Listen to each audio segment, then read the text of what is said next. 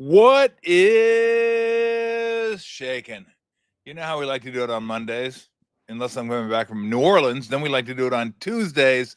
My good friend Brent Jones joins us every single week throughout the football season. Number 84 in your program, number 1 in your hearts. Brent, as always, thank you very much. Tommy, so good to see you. And You're looking good. Looking alive and outstanding, refreshed, I might say. Yeah, you know.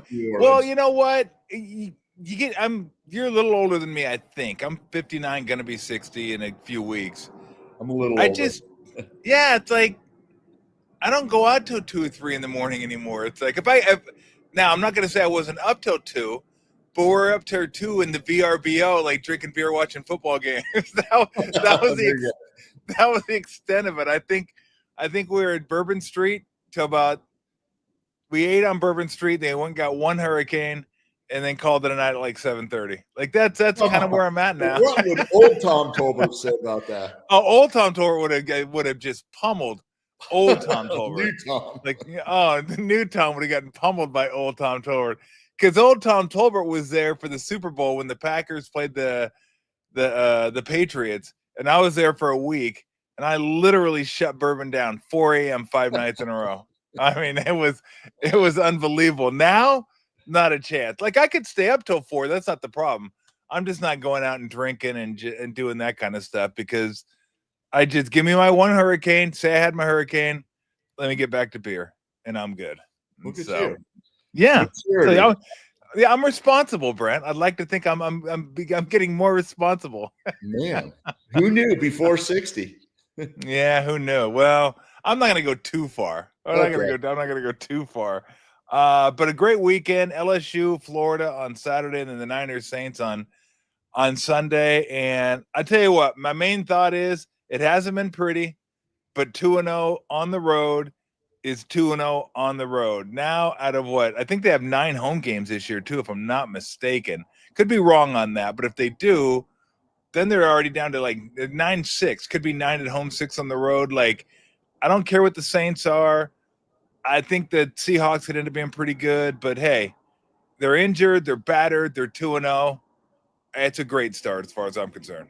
It's a great start, and you got to give a lot of guys credit. Some unsung heroes, and I think that's what makes it special.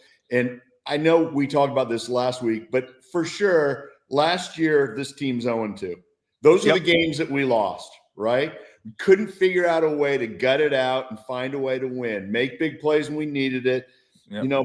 Matt Jones was a machine on 3rd and long 3 or 4 times. And I mean, it was impressive, I got to say. He had a pretty good pocket there. Connor Colby stepped in, had a pretty solid job. You always worry when a lineman goes down, but golly sakes, it was pretty decent. We didn't start off great, and I was kind of thinking, oh, here we go. Like, there's no way. I think our first drive was like 10 seconds, 3 incomplete passes. It was like, whoa, that was brutal, quick. And it felt like the Saints were running the ball early, kind of like the week prior. And then all of a sudden, man, we kind of battened down the hatches and we got stronger against the run. Thank God the Saints, kind of choked up on their drive. Missed Olave, I think, missed a touchdown, and they missed the field goal. And it's so awesome to have that stuff happen to other teams instead of just us. So all in all, pretty good. So I got to when Eddie missed his first extra point, oh, people were freaking out. Oh my God. People were freaking, because there was a large Niner contingency there. Like, there were a lot of Niner people there. So it was loud. And just oh, fuck. Oh, God. What can we get I was like, must be the uniform. It must be the uniform. Because I was like, bro, you can't do that on your first. You cannot. You're in a dome. You're in a dome on turf. Like, anything 50 and in should be a chip shot on inside, period. And when he missed it, I was like, all right, he hasn't kicked in a while, maybe some nerves, but it was just on top of all the Moody stuff. So you're thinking, oh no, are they ever going to find a kicker? And then he was solid after that. But yeah, the vibes in the stands were not solid when he missed that field, because people thought he made it. We were sitting off to the side. They go, "Oh, we finally got a kicker." And then they went, "No," and they go, "Oh, we missed it. Oh, we suck. Oh, we suck again."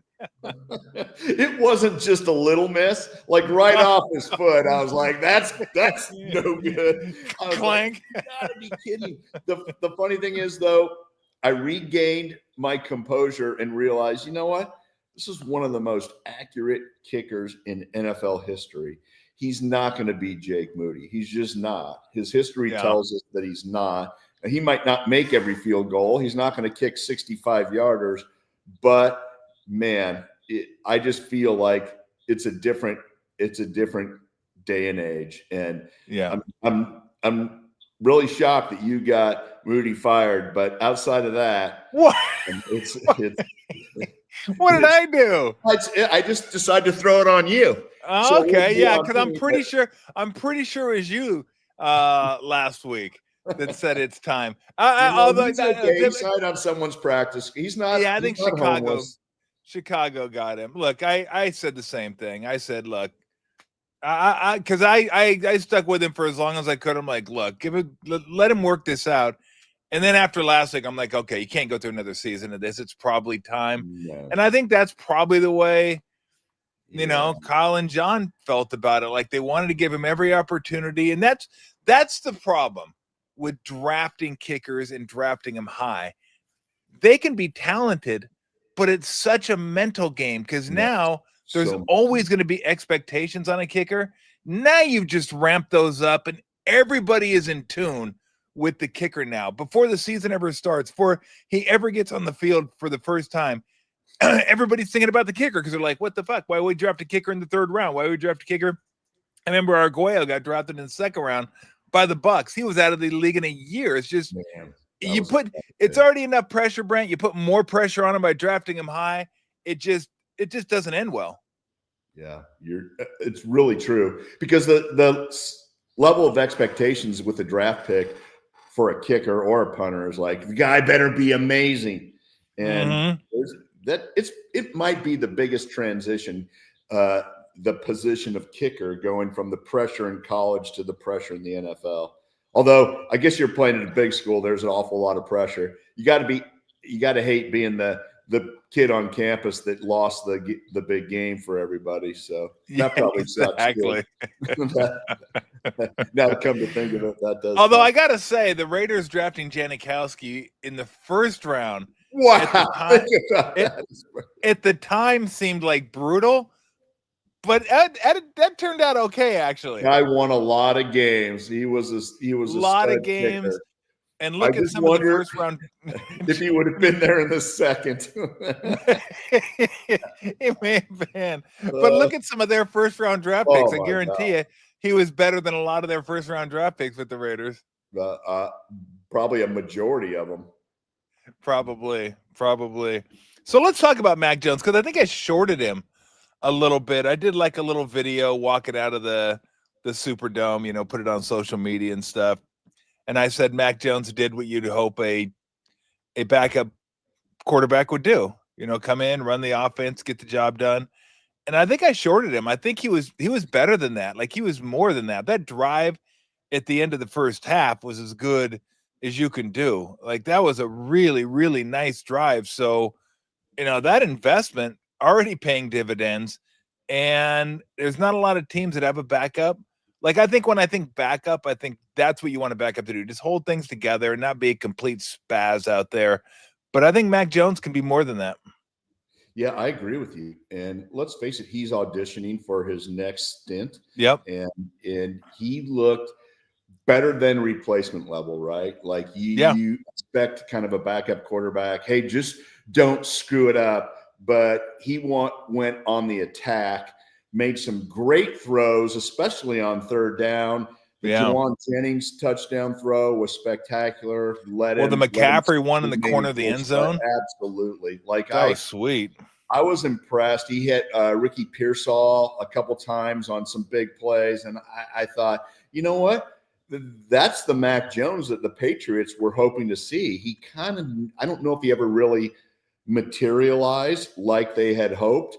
Well, of course he didn't, but they had offensive coordinator changes. They had no receivers. They had some issues there as well. And so he's probably in a tough situation to develop, but taking a step back, maturing, starting to understand things that you don't understand when you're a first year or second year player has probably helped him. And then certainly being around Kyle and Brock Purdy, I guarantee you, had an impact on him. But he looked very solid.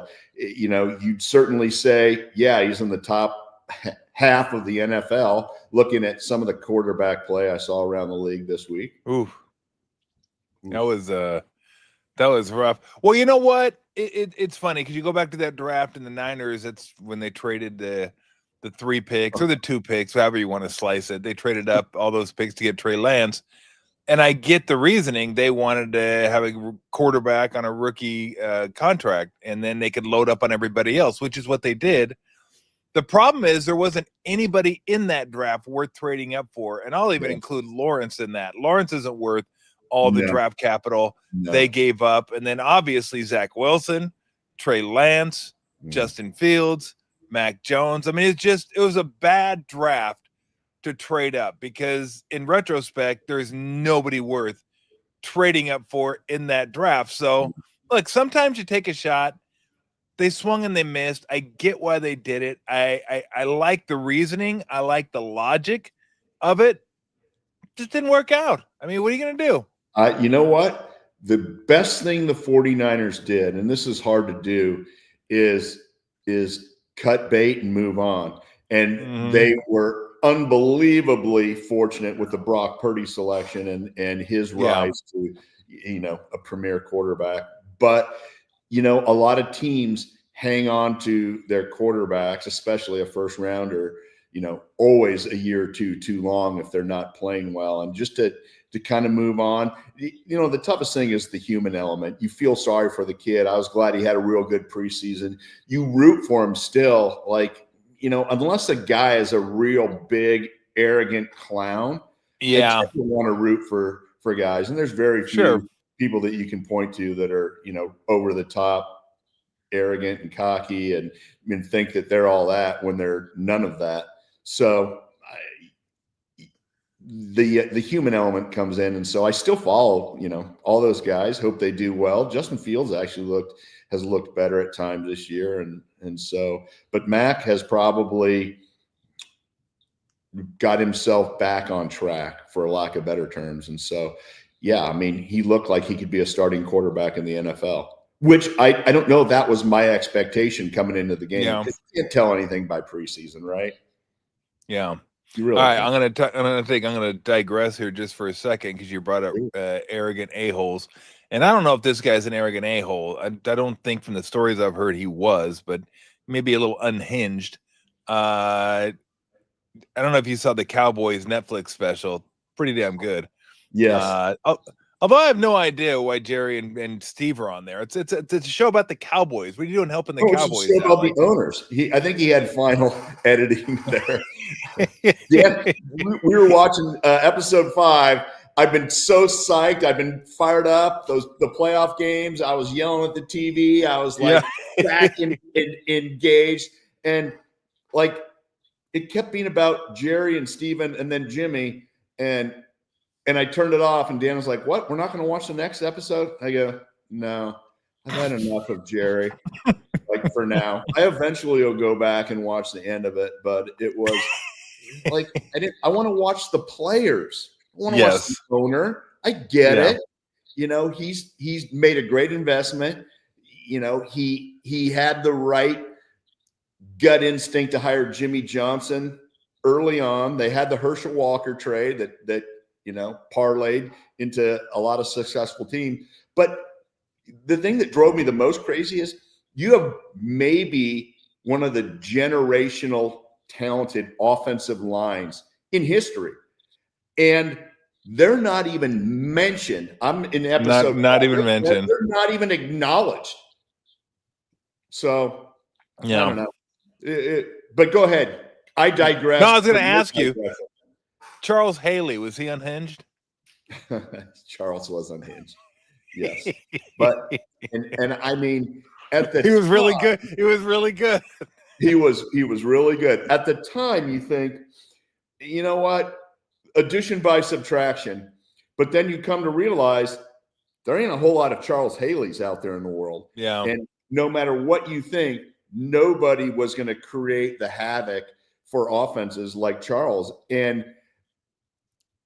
all I can remember thinking was, why didn't we trade him to the Cleveland Browns? Like, why would we trade him in the conference to a team that was setting up at the time to be our biggest rival? Yeah. And it hadn't happened yet, but that was the tipping point when we traded him. But Charles, and he would even tell you today, I mean, he was pretty funny in that thing. Like, there's 3 different Charleses, and we had the insane one most of the time. So it was uncomfortable in the locker room at times for almost anybody. So it was, but looking back, well, Steve says those were the 2. Yep. What's that? I'd take the discomfort. Cost me a couple rings. Yeah, Steve, that's what Steve says. Steve says that the 2 biggest mistakes the Niners made were trading Charles Haley and letting Ricky Waters go. He goes, those 2. He goes, I could have had 6 or 7 rings with those 2. Yeah. You kidding me?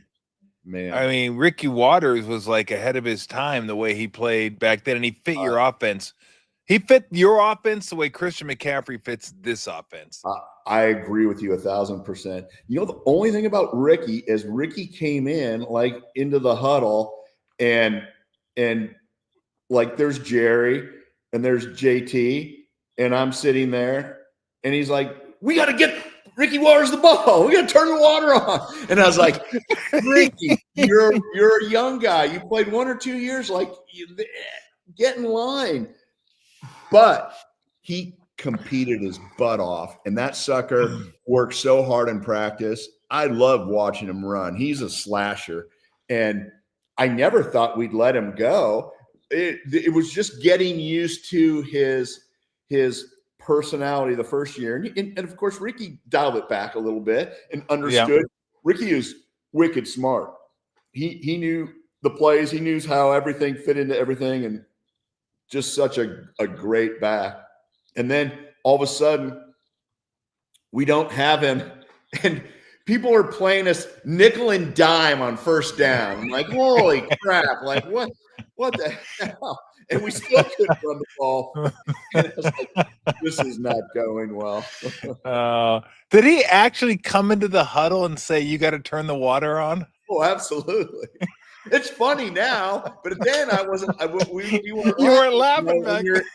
Yeah, when you've been around forever and you got all these guys all pros and everyone's looking at you and like, what? We got to turn the water on. We got to get me the ball. Turn the water on. We need to turn the water on. He's looking to the sideline. We got to get me the ball. Man, I love Rick too. Great human being, great dude, but man, he came in a little hot. You gotta love the confidence. I know we got Jerry Rice, Brent Jones, John Taylor. Give me the ball. JT would never say that. He just kind of look at you like, okay, I was wide open. JR would say it. You know, I would think it. Every now and then I'd say it, but quietly. Unless you'd say it. You'd done the death stare. You'd say it if there was a bonus on the line. Yeah, exactly. Well, that's for sure too. That's absolutely right. I want to get back to this in a little bit because I want to ask you about A.J. Brown and how to deal with that situation in Philadelphia. When you're getting paid a lot of money, you want to catch the ball, you want to be a playmaker, but the team's winning, and that's the way they win. So, but I put a pin in that for now. I'll go back to the Niner game yesterday. It felt good to have Kendrick Bourne back, didn't it? It almost felt like, that feels good. you just felt confident, right? Like you saw him Yeah. out there, like, all right, we don't have guys I haven't heard of coming in to play receiver, and it just felt comfortable.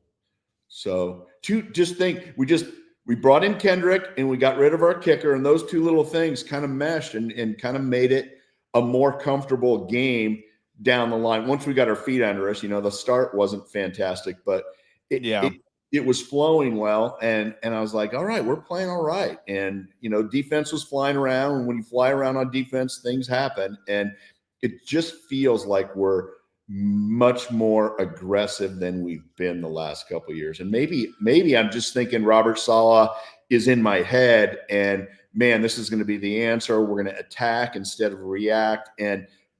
But it feels to me like it looks different. And so maybe I'm just in my own head, but no, I think you're right. I think there is a different feeling to it. And I don't know how to explain it. I don't know if there is an explanation for it.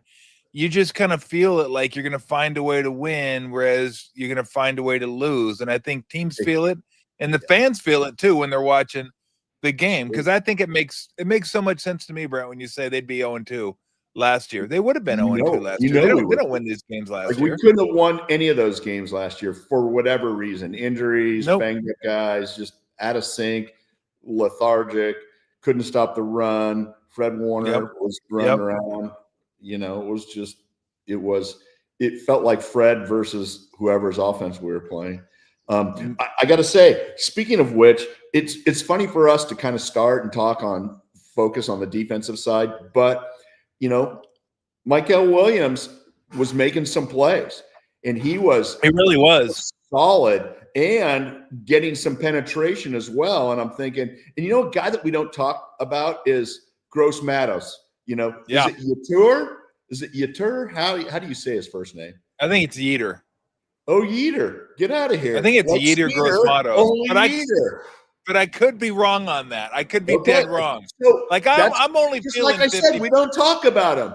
I'm only 50-50 on that. I'm going to call him YGM.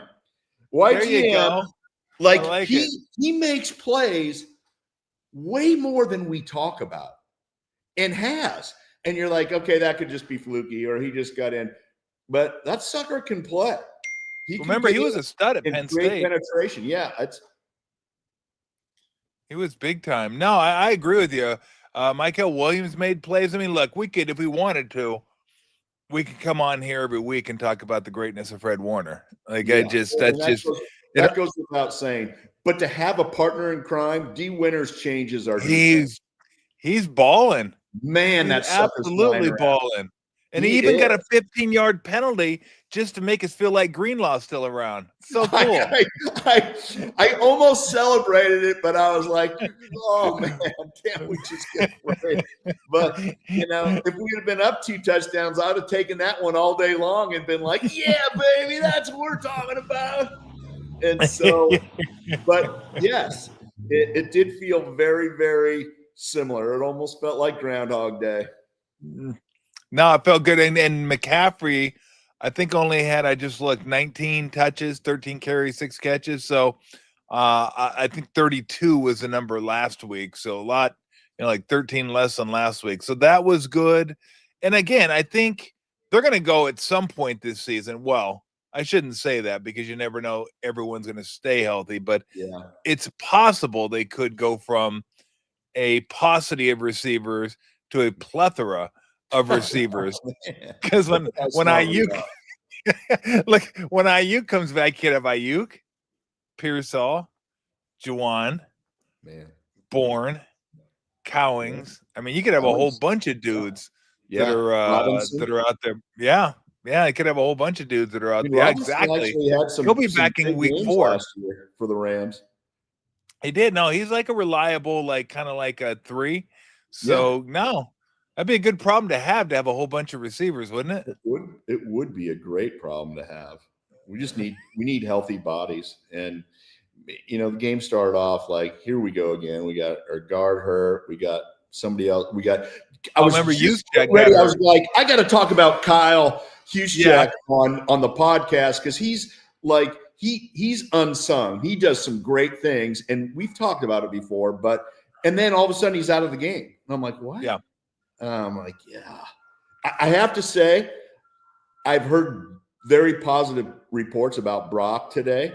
I was getting a little nervous the last 24 hours with the Joe Burrow toe thing. Like, when was the last time you heard two starting premier quarterbacks out with a toe? And I started thinking, and he went right to 3-month surgery. And I thought, holy crap, is something going on with Brock that we don't know about? Is that on the table? But it sounded like everything's good. But what, man, the Bengals are screwed. No, they are. 3 months. The running looked pretty good, but I don't think you can hold that. I mean, you don't want Joe Burrow out for the season. No. I mean, a bunch of quarterbacks got hurt. I mean, McCarthy got hurt. He's going to be out 2 to 4 weeks. Fields like a concussion protocol. Jaden Daniels had a sprained knee or something. So they didn't say he'd be out this week. But yeah, I mean, that's the thing about the NFL. And you realize that's why they protect quarterbacks. Because you lose a quarterback, your season's over. And then it just makes the product a lot less enjoyable to watch. Like if I'm watching, let's say I'm watching the Commanders and the Packers like I did last week, and you get Love and Daniels, you're like, okay, this will be a pretty fun matchup. I'm looking forward to it. Yep. You get both matchups, you're like, I could watch something else. It's okay. Yeah. Is Dateline on? I mean, Dateline. Look at you. Look at you. Oh my gosh. And in the wooded forest of South Carolina. There you go. I wonder who did it. In like the first 5 minutes, you're like, Sam. We always say you have to make your call in the first 5 minutes, no matter what, when we watch. Yeah, usually you nail it too. Usually, because they try to lead you, they're trying to lead you a different direction, and then you're like, well, it's not who they're leading me to, so let's go. Exactly. Let's go them. They got beady eyes. Guys, sometimes they got beady eyes. Let's go with them. So I was thinking, we were talking about this yesterday.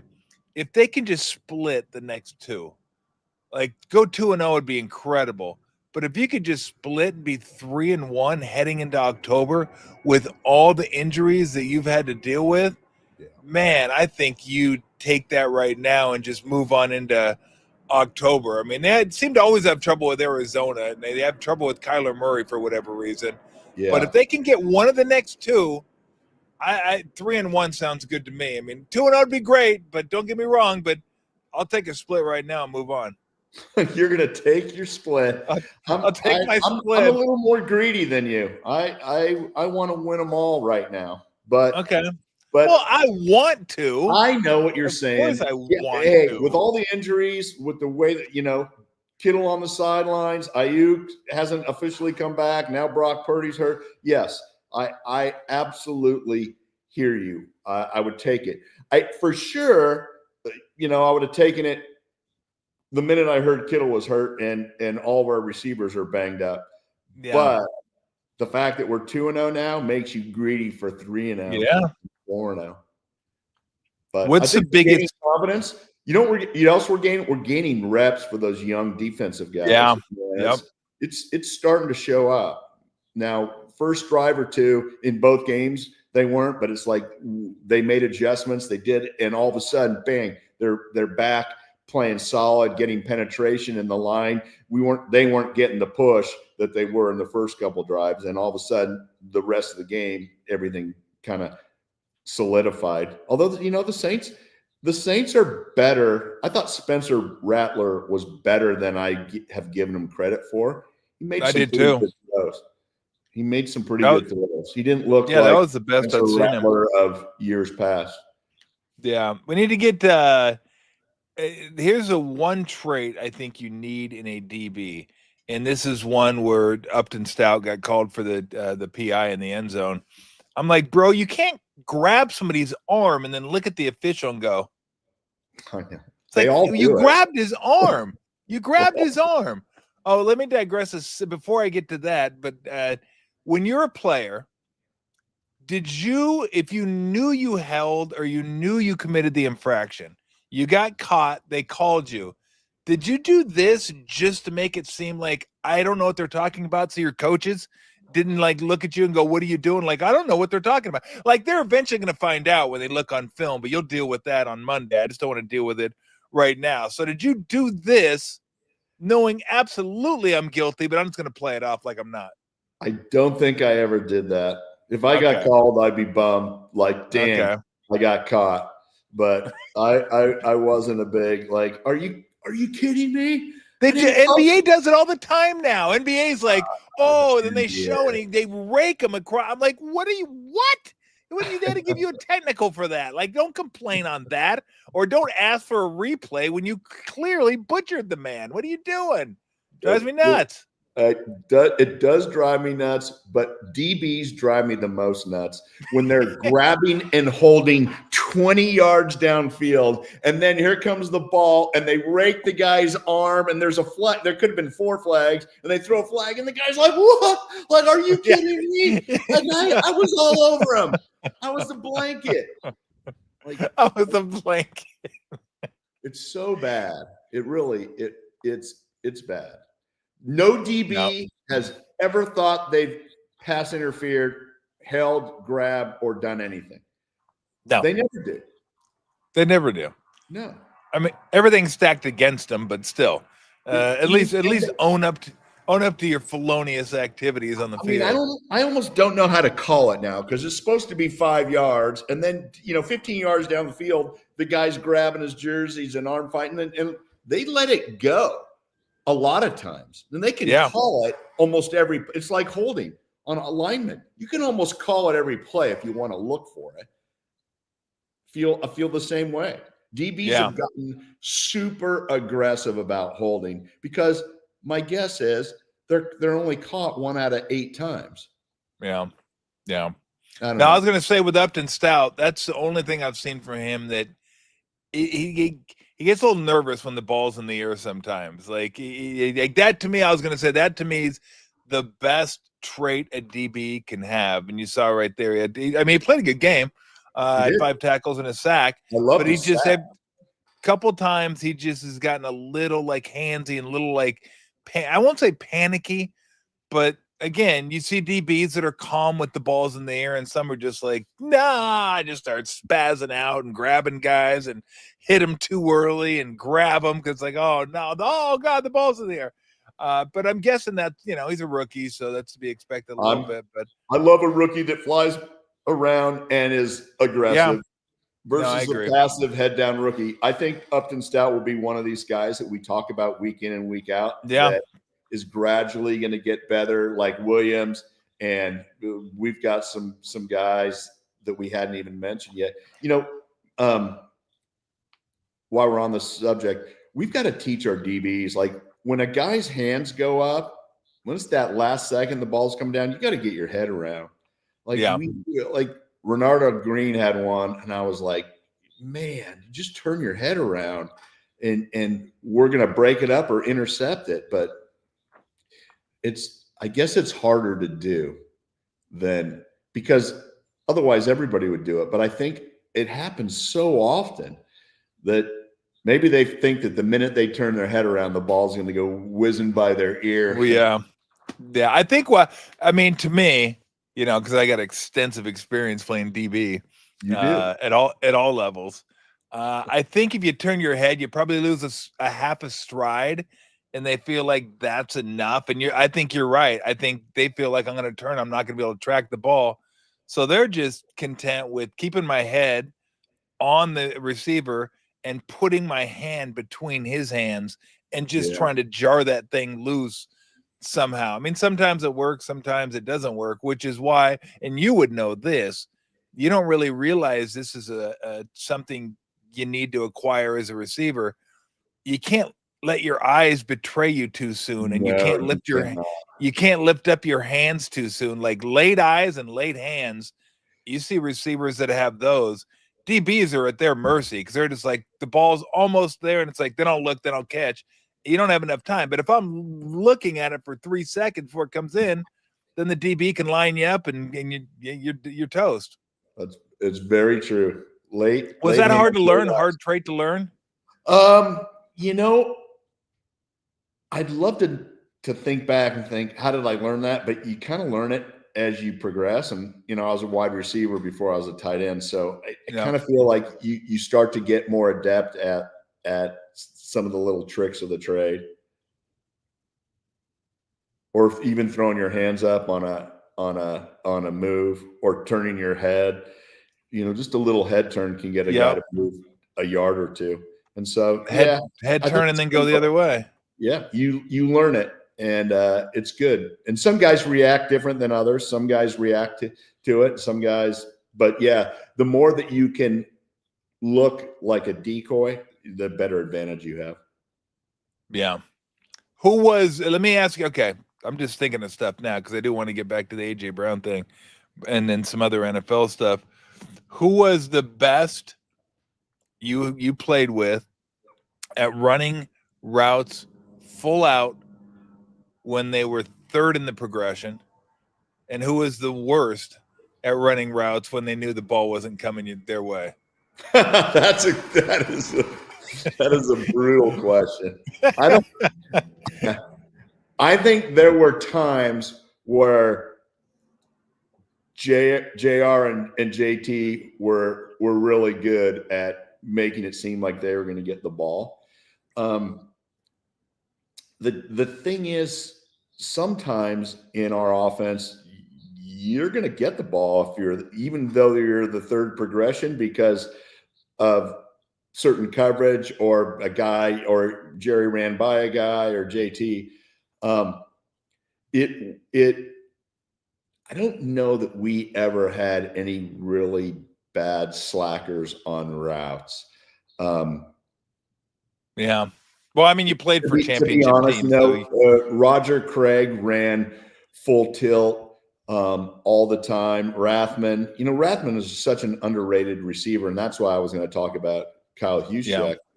It's to have that fifth guy that nobody really accounts for be able to get open and catch the ball that's a big deal. It really is. But yeah, I'd love to think like, who did we have that would not be happy that they had to run a clear route? Because nobody's ever happy. Yeah. Just sprint for no good reason. Yeah, just sprint for no good. I would always tell myself, what if it's that one time that Joe or Steve is going to throw it to you because they think you're open. Woohoo! So and it never came. And you understand the complexity of the play. Like you're clearing out an area that really matters, right? So you don't want to get your guy lit up because your guy came off you because you were going 3/4. So. Yeah. I was just thinking because I know I always appreciated that about T.O.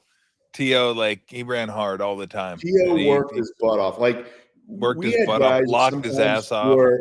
They kind of came across as confident or outspoken, but all of our quote more outspoken guys worked their butts off in practice. We didn't have anybody that was a loafer. And you look at the league now, there's a lot of outspoken guys that are loafing or taking plays off or not practice players. We never had anybody like that. That wasn't allowed on our team. Well, you don't do what you guys did and have those type of players on the team. They would, if they were like that, they'd change immediately and you'd never know the difference, or else they weren't around very long. But yeah, T.O. worked his butt off. Ricky, Charles Haley worked his butt off. You name it. Everybody worked hard in practice because if you run routes and you play in practice at full speed, then you're going to play the same way in a game. And I think that it absolutely carries over the time. That's a good segue into what's going on with the Eagles and A.J. Brown's. A.J. Brown, one of the best receivers in the game. He's just not getting the ball. They're not throwing him the ball. He caught like 2 or 3 balls at the end of the first half. last game against the Chiefs. That was about it. I think he caught one ball against the Cowboys opening night, and that was like in the last minute of the game. Yep. I mean, this is like a legitimate number one receiver, and he's not getting the ball. Yet they're winning, and this is a formula that they have. It's like they're going to run the ball with Hurts, with Saquon, try to throw it a little bit, and let the defensive line and offensive line kind of take over. You have a guy you're paying a lot of money to, and I'm sure A.J. Brown wants to, look, I get it. They're paying you this money. Just go out there and do your job and do what's asked of you. There's that part of me that thinks, okay. But there's also part of me that thinks, well, he's still in the prime of his career and he wants to get out there and play and see what he can do and test himself. And everybody has an ego. Everybody wants to put up numbers, whether they admit to it or not. I mean, everybody does. So, like, how do you handle that if, like, you're him, you're the Eagles? Let me ask you about him first. Like, do you just say, just use me how you want to use me? We're winning. You're paying me money. I'm going to play as hard and practice as hard as I can. Do you go to management and say, "Guy, I'd like to do more. This kind of, I know I can do more," without saying, "God, if our fucking quarterback could throw, maybe we could do more." But how do you handle that? A guy that has that much talent is probably frustrated, but yet you're winning, so you can't really complain. Yeah, you can certainly complain behind the scenes, which I'm sure he's doing. And I think it's gonna explode here one of these games. I'm kind of surprised it didn't happen this last week. But yeah, wide receivers, it's hardest because when you're a receiver, you can play every defensive spot, you can play most offensive spots, but the one position where you're relying on someone else to make you successful is wide receiver, right? And sometimes tight end, but you're blocking. But nobody ever said, man, look at that A.J. Brown. He blocked so good. He blocked those DBs all game. Yeah. That's not how you're judged. And so you have to have the quarterback throw you the ball, or you have to have the offensive coordinator call more pass plays. And I think A.J. Brown's usefulness kind of went by the wayside the minute Saquon Barkley stepped up last year. And I think, and I know Devontae Smith is solid, but, and he's good at times, but then he'll disappear the same way because, like you said, it might be a tight end and running back offense.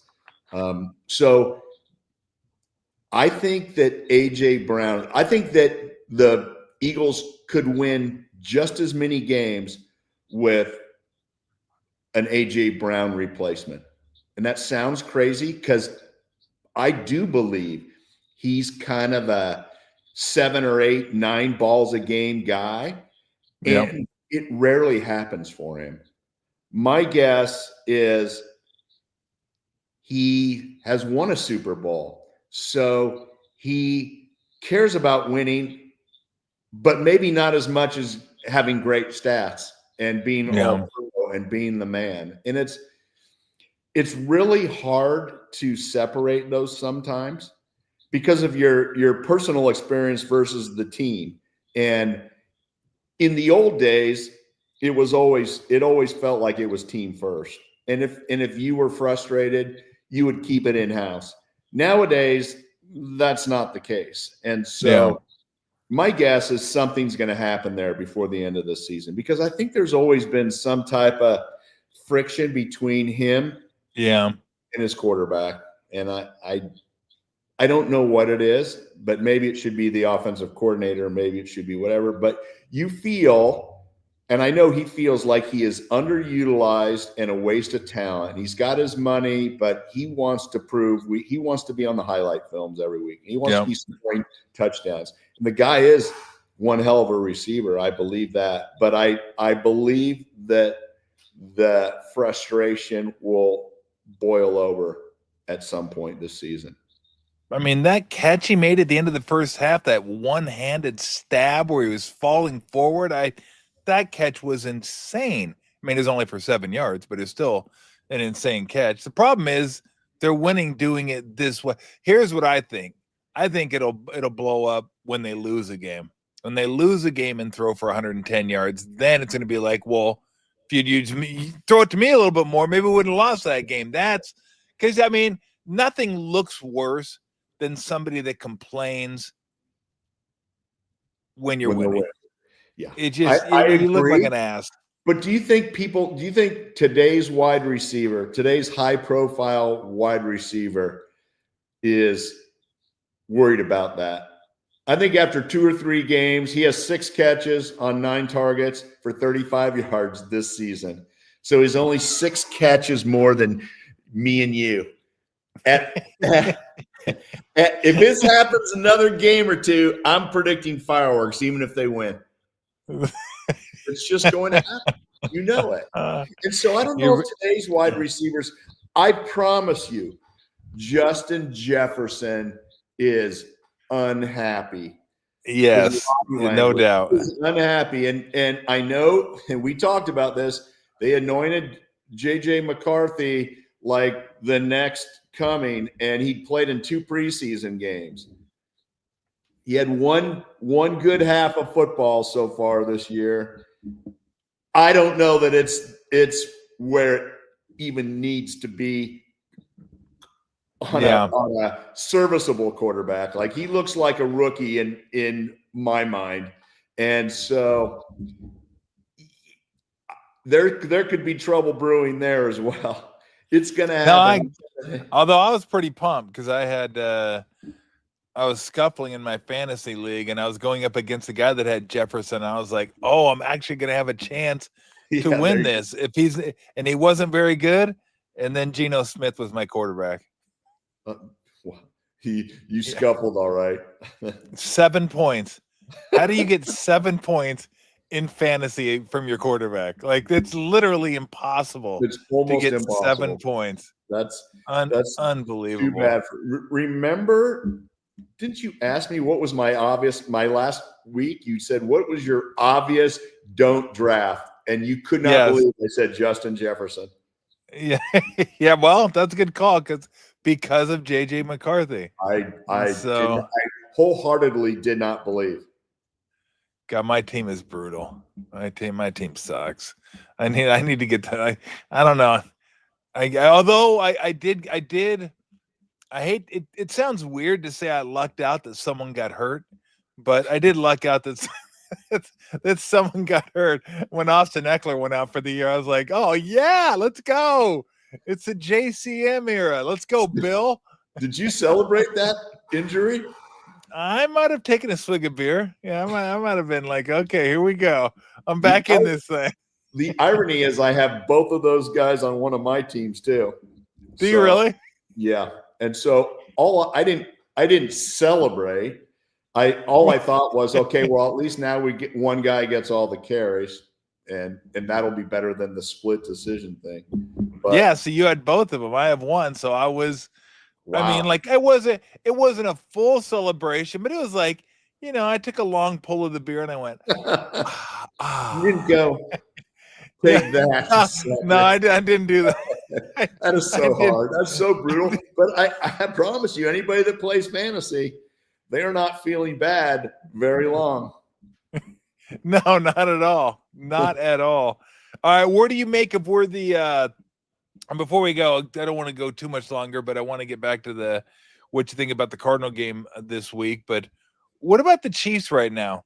I mean, when they get Worthy back and Rice back, does that open up the offense enough? Because the defense is still good. Chris Jones is just such a stud. Although I did like what Jalen Hurts said to him yesterday. Apparently, at the end of the game, he looked across the line and said, "You threw for over 100 yards. Shut up." And Jalen Hurts said, "We're going to win the game. Shut the fuck up." Which is what you should. What are you doing talking smack when you're losing? I'm sorry. The rules of engagement have changed apparently because when you lose, 100 yards passing. Take that, baby. It used to be when you lose, you just try to get out of there as quickly as possible. You don't want to talk. You're just like, let me go. I mean, they got Mahomes. Obviously, do they figure this thing out? Is that enough to get the offense going in the right direction? I think that I think that defense, and I never thought I'd say this, but I think that defense will carry them long enough to get their guys back and healthy. And Rice is legit. Yeah. That guy can play and he can separate. And Worthy, we know he has some speed. Depending on how he reacts with an injured shoulder, Yeah. it might take a week or two to get comfortable and it kind of heals up instead of keep getting banged up. But yeah, that'll give Mahomes some weapons. You can see Kelsey's he's okay, but he's not the same as he used to be. So he can't dictate outcomes. He just feels like he's slower and more methodical. It doesn't mean he hasn't been amazing, but he dropped a couple of big ones that mattered. Slow on getting his head up, slow on getting his hands up. It just feels like it's not. And let's face it, it happens with age. But yeah, I think that they're going to be okay, believe it or not. I don't know that they're going to be competing for the Super Bowl in the AFC this year, because home field advantage is always a big deal for them as well.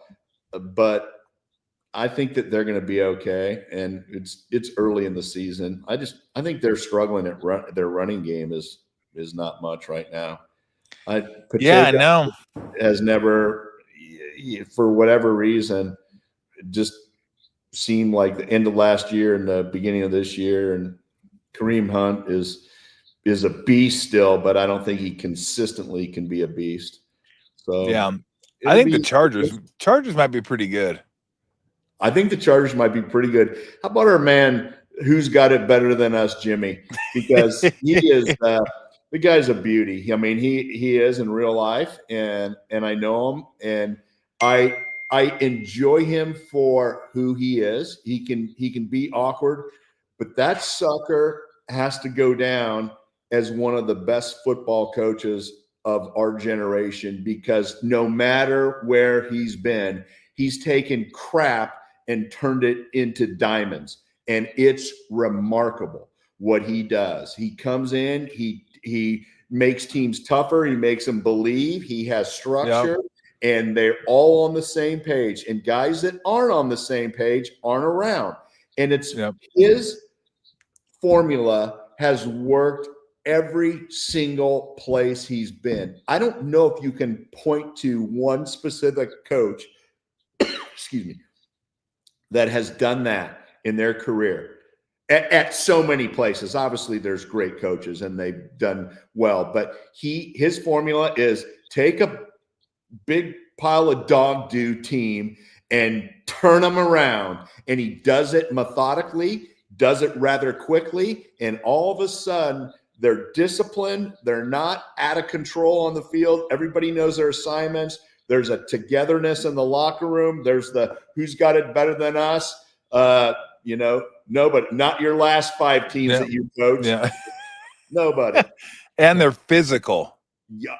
That's like his teams are physical. Very physical. They're old school football. They're disciplined. They're I've said this now 3 times. They're structured. They're physical because they play with proper technique, and he teaches technique, and that's what makes it all work. And you get guys to buy in, and watch out, it can flip that quickly.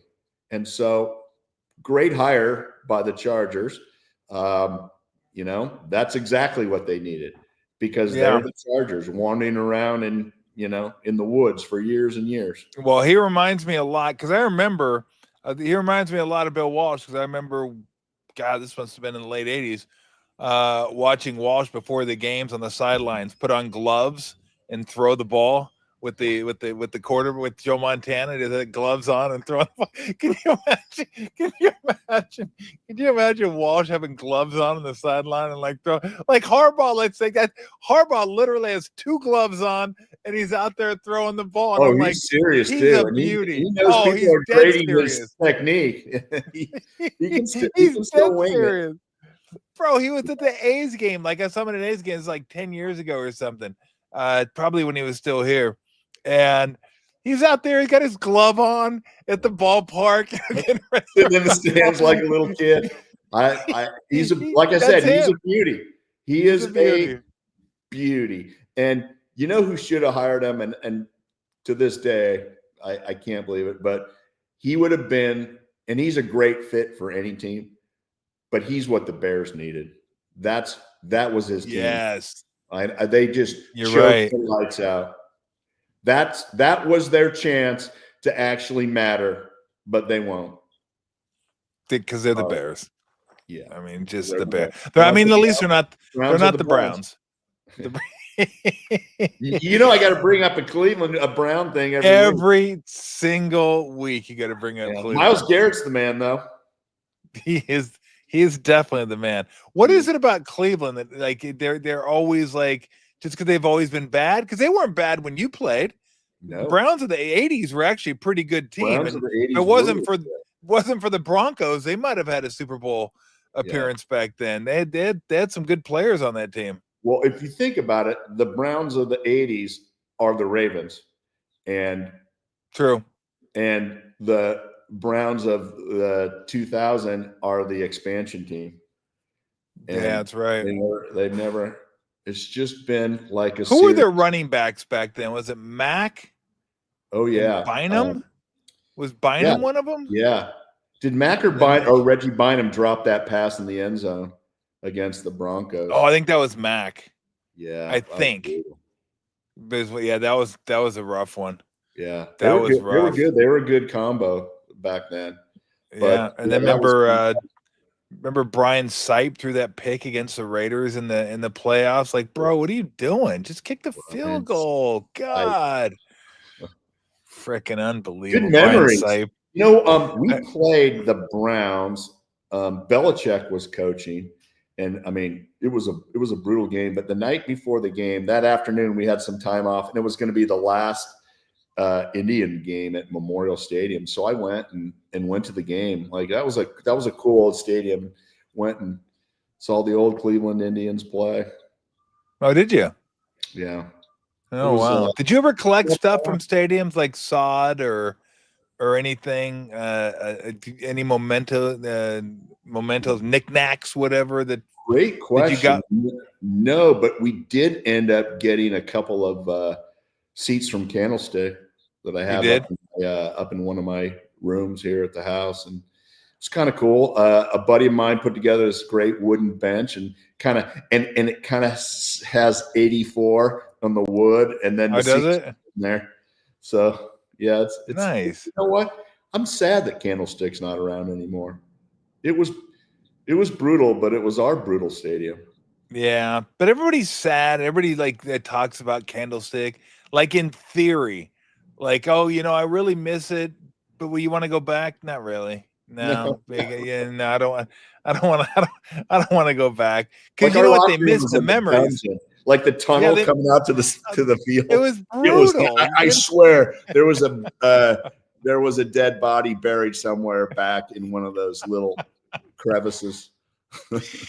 I mean, people love it because it's some memories, right? You're tailgating. Yes. You remember Giant games. You remember Niner games. Yeah, I mean, playoff games, all that stuff. I mean, that's what you miss, and those memories were in that ballpark. But I mean, come on, that ballpark was let's go, like move. Let's move on. Like everybody gets like totally. Oh, I wish no, you don't.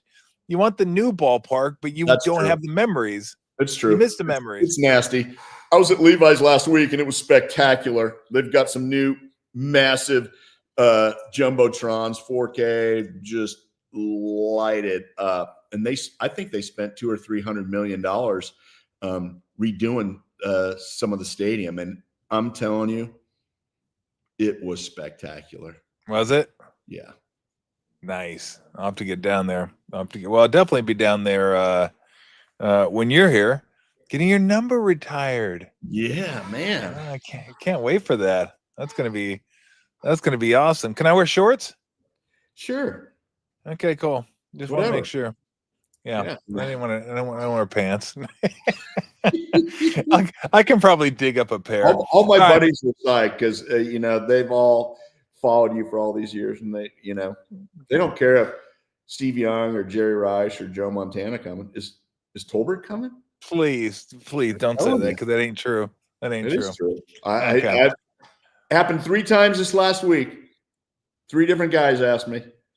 Moving on. Moving on. Moving on. All right, let's get to the Cardinals before we wrap it up. Look, it seems like the Niners have always had issues with running quarterbacks. Now, I don't know if it's more or less than other teams because I don't follow all the other teams and how they do against all the running quarterbacks. I just know when a running quarterback plays against the Niners, they usually chew the Niners up pretty good. And Kyler Murray's had some good games against the Niners. Yes. I mean, look, and Connor, I remember last year, Connor just killed him, especially in the second half at home. Connor just ran all over him, and he's had big games. It was brutal. Yeah. It was brutal. I mean, Marvin Harrison Jr. has been okay. McBride's kind of their biggest threat offensively. But what do you look at when you look at the Cardinals coming in here? I always say if you could keep Kyler Murray hemmed in the pocket, don't let him get outside, and make him beat you from the pocket if possible. And then you got to stop the running game, which they've done a pretty good job of for the most part. They have a good chance to win this game. Absolutely. I agree. But it's not like, your parents' Cardinals. They're better.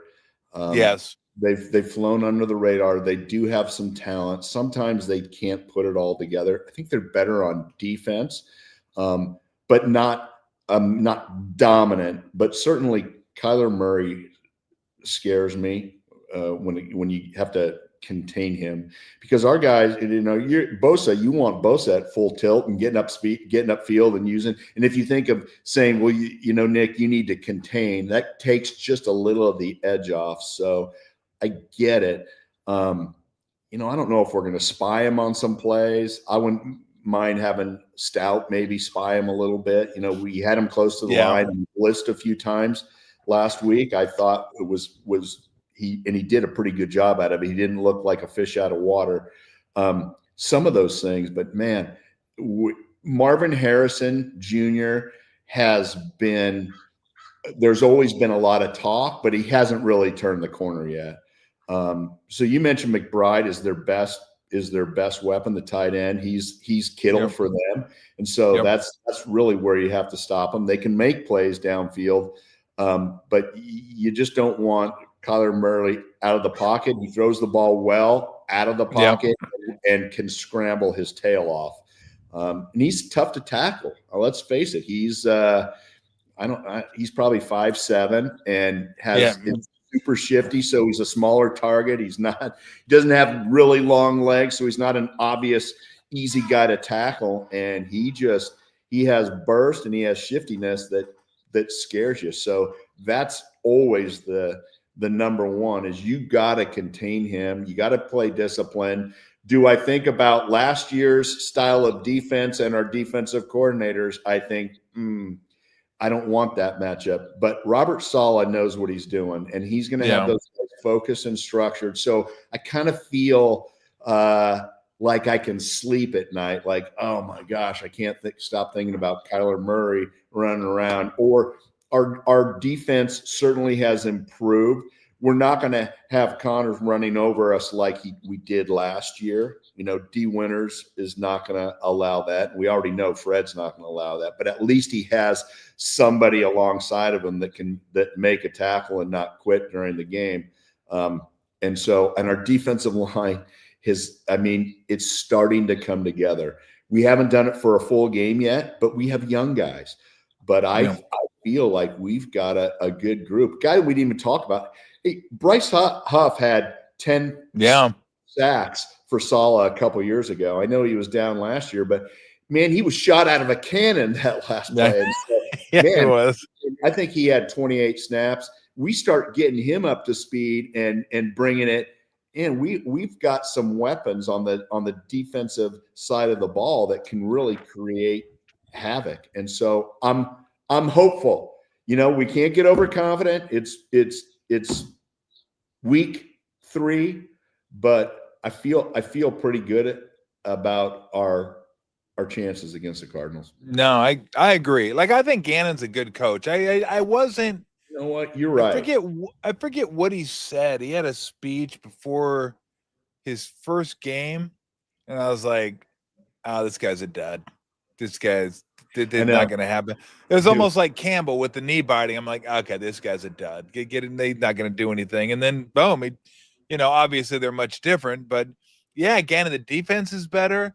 By the way, Calais Campbell is like the ninth wonder of the world. How is that guy at that age, at that position, still doing what he's doing? Man, I thought about that the other day when I was watching him, and it's pretty impressive. It's massive. It's not going to be like a walkover. So, yeah. How old is he? Armando says, keep contain on Murray and group tackle James Conner. Armando for defensive coordinator. How old do you think Calais Campbell is? Is he 36? 39. Come on. Are you 39 playing defensive line and still playing it well? What the heck?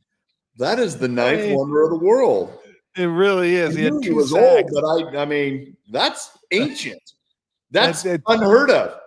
Unheard of for defensive linemen and to play that well.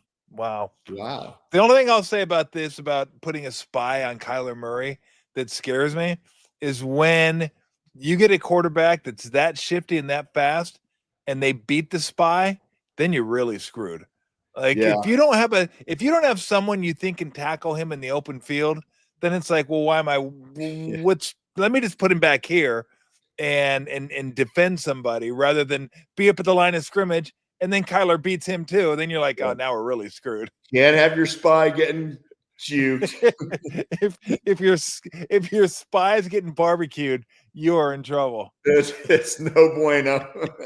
You are in that spy days for sure. You're in deep trouble. All right, before we let you go, how'd the high school team do this weekend?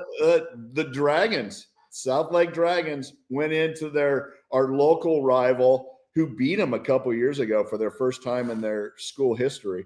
But it was a beatdown, 52-3. Oh, geez. Yeah. Were you there? I was not there. I wait till the weather's a little cooler and then I go, and then I'm on the bandwagon all through the season and through the playoffs. But have you seen my sweet new style 49er rivalry gold hat? No, I kind of like that. It's sweet. I was like, will that work? The gold and the black? It does work. If I can pat myself on the back, it's sweet. Now you can pat yourself on the back. I kind of noticed it. Where'd you get that? I got it at the 49er store at the stadium. You didn't go in there and like buy it, did you? I tried. They wouldn't let me buy it. You tried to buy it? I did. They said your money's no good. My man Ian that runs the store is a stud. He loaded me up with stuff, and I'm like, you got to let me pay. And they're like, no way, which was super cool. So that's sweet. So when's my hat coming? I'm telling you, people are going to want this sucker. You're going to see a lot of them. I should get one of those. I'll work on it for you. Nah, it's okay. I'd rather have a South Lake Dragon. That's a sweet green D. I do like the emerald D on the front. Oh, baby. That was pretty sharp. That was pretty sharp. All right, my friend, I will let you be on the way. It is hot here in Alameda. It might even be as hot as it is in Dallas. I think it's like 78 here today. Yeah, I think probably 95 here. I don't know how you do it. I guess AC. That's the only way you can do it. All right, brother. I will again, thank you so much. Always appreciate it. It's always great catching up with you. And I'll look forward to doing it again next. And from now on, I'm not traveling anymore. So we should be good to go for Mondays. Love it. I blocked out all the Mondays and I forgot you were traveling. So you had me all spun around. That's okay. I'm back. Mondays are good. That's what it's going to be the rest of the year. 3-0, baby. 3-0. There you go. You know what? Cardinals are going to come up just a little short this week. I like it. I think it'll be a good. I think it'll be a good game. And when I said 3-1, I'd be happy. I'd like 4-0 as well. I'm just saying 3-1. I'd be like, okay, we're good. But yeah, if they could just keep Murray, take care of the run game between the tackles defensively, and don't let Murray do too much stupid stuff running around outside. And I think they're gonna have a good shot to win this game. I really do. I think so. I think you and I should throw in our game plan and just let them execute it. Let's get a laminated chart and send it to Kyle. He would love that. It'll just be 4 big plays. We do quadrants. Like, just keep running them over and over again. Contain, tackle, contain. No That's stupid it. things. No special teams breakdowns. No blunders. Make your extra points. Be good. All right. Tell Dan and the family I said hi. All right, brother. I will. All right, Brent. I'll talk to you. See you, Tommy. See you, Brent. All right, that was Brent Jones again. Tuesday, we're gonna do it Mondays from now on at 1:00. I think we're doing 1:00 on Mondays. Of course, I was traveling yesterday, so all right, that is it. We're done. If you got any comments, I can take them real quick before we get out of here. But not a lot. I try to spend most of my time. We'll have to get Brent on the kind of wide. Maybe we'll look next week. We'll look at the NFL broad scope. I mean, Caleb Johnson, Steelers. Got to know your kickoff rules. I'm just like going through the Bills. Bills might be that team again this year. Lions seemed personal, didn't it? It seemed personal. Browns, please. Patriots, Dolphins, nothing there. Bengals, brutal, just brutal. They lose Burrow. It's like season's over. Thanks for coming. Panthers, Cardinals. That game wasn't as close. Boy, if you had the Cardinals land the points, ouch. That was like 27-6. You just gave up a boatload. Although Steichen for the Colts, are you playing for? Are we literally playing for 60-yard field goals at the end of games now? You're just going to be conservative and play for field goals. And thank goodness, if you're a Colts fan anyway, I missed the field goal. Oh, but you got the penalty. You got a reprieve, 15-yard penalty for leverage play. Leverage McLeverage. And 15 yards closer, make the field goal and win by 1. Talked a little about the Eagles and the Chiefs. Vikings. It's Wentz time. See if Wentz can get it done. Chargers look like they could be that team. That defense could be nasty this year. And then again, count me in on Baker. I'm a Baker Mayfield guy. Never used to be a Baker Mayfield guy until about 2-3 years ago. I'm a Baker Mayfield guy. That guy's a badass. And for those that think, oh gosh, I can tell when a quarterback's good in the first year. CJ Stroud, Exhibit 500. Still don't know if he's good or not. I have no idea. I thought Trevor Lawrence was really good. So, I mean, there's some good ones last year, but is Williams going to be any good? Don't know. I think Daniels will be good, but don't know that either. So, anyway, give the quarterbacks a few years. I know it's tough, because you want to know right away whether the quarterback's going to be good or not. He's great. That's why when Purdy was doing his thing, I'm like, give him a full year. Give him a full year and a half. Let me just watch the kid do his thing.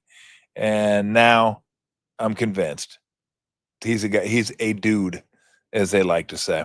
All right. We'll probably be back tomorrow and then Friday for sure with Bob and Dennis. We'll break down some NFL. Maybe we'll do some college tomorrow for an hour or so.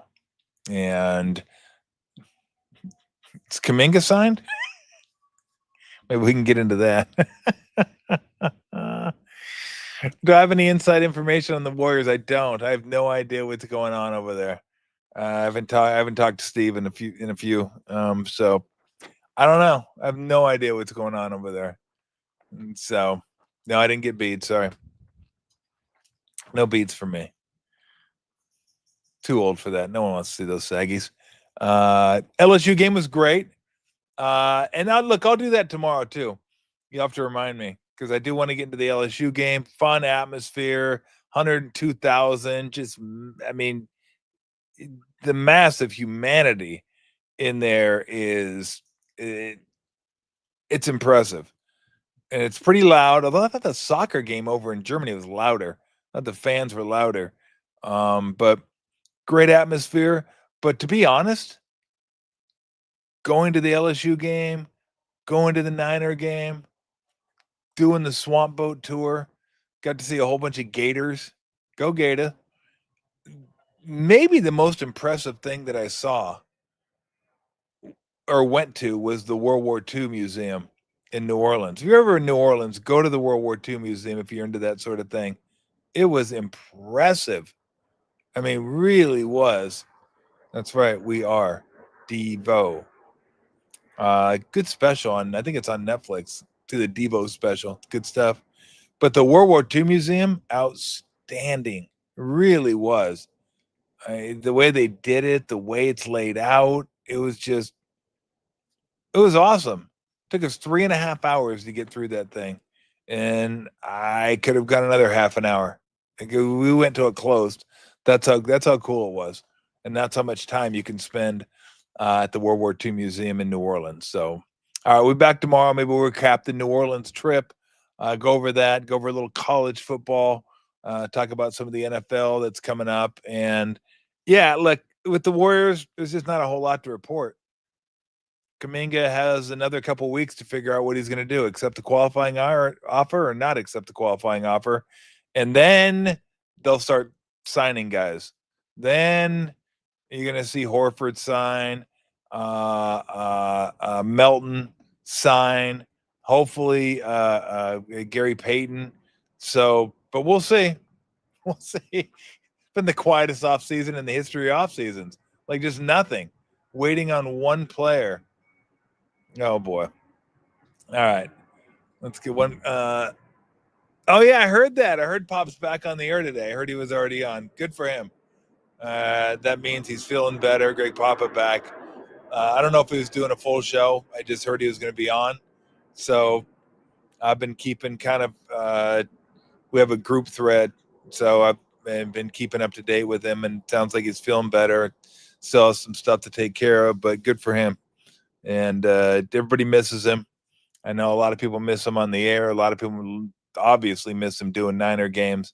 He's just so great at what he does. So all of us here wish him the best and continued recovery, and keep getting better, and get your ass back on the air. Get your ass behind. Get your ass back behind that microphone where you belong. All right, we'll be back tomorrow. Thanks for joining, everybody. Really appreciate it, and we'll see you tomorrow. See ya.